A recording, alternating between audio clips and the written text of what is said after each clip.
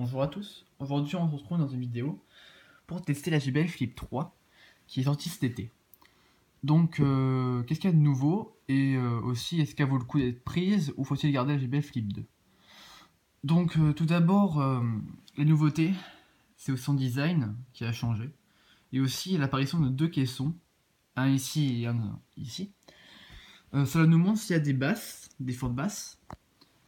Et ça fait par exemple ça bouge assez bien, tout dépend de la musique. Après aussi on retrouve ici deux haut-parleurs qui font en tout de 8 watts, donc ça fait 16 watts en tout, c'est assez puissant. Et aussi du textile à la place du plastique qu'il avait sur la JBL Flip 2. Et ce textile sert à rendre l'enceinte résistante aux éclaboussures. C'est-à-dire que si vous le mettez sous le robinet, bah, elle fonctionnera toujours.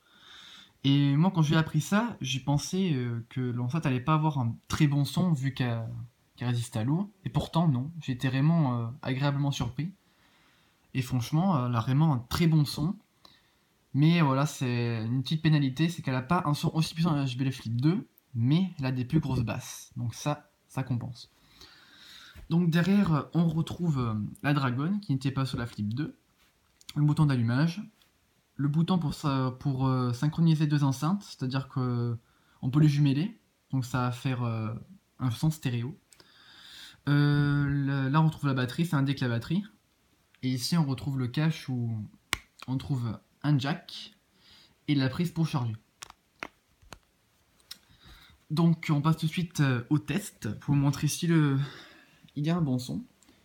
Donc je vais mettre I Am Albatros, ouais.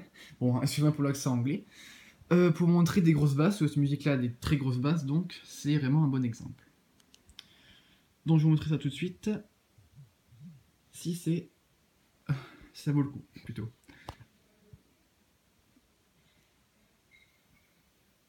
She called herself the hoe with the money flow. But fuck that little mouse, cause I'm an albatross.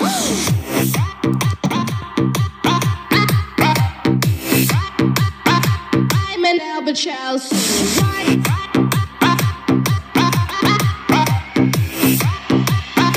I'm an albatross. Donc comme vous voyez, bah, y a un bon son. Les basses sont présentes et comme vous voyez ça bouge sur les côtés et je trouve vraiment ça stylé, ça donne un petit effet que ça envoie du lourd quoi. Et franchement c'est une bonne enceinte. Bon après elle trouve qu'elle est beaucoup mieux que la Beatspeed 2.0 ou la Bose parce qu'en fait la différence qu'il y a c'est que elle a des très bonnes basses et un son qui grésille pas.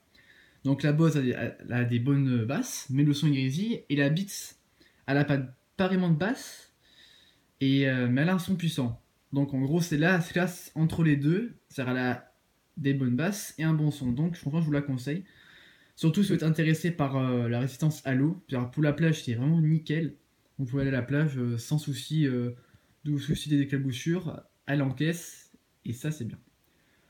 Bon sur ce, je n'ai plus grand chose à dire. Sauf que je vous la conseille vraiment. Bon après ça va une Flip 2, ça vaut pas vraiment le coup de passer sur la Flip 3. Sauf si pour les basses. Sinon, voilà. Bon, je vous dis, bon, laissez un commentaire et des likes et surtout même votre avis sur cette enceinte. Bon, sur ce, salut et voilà.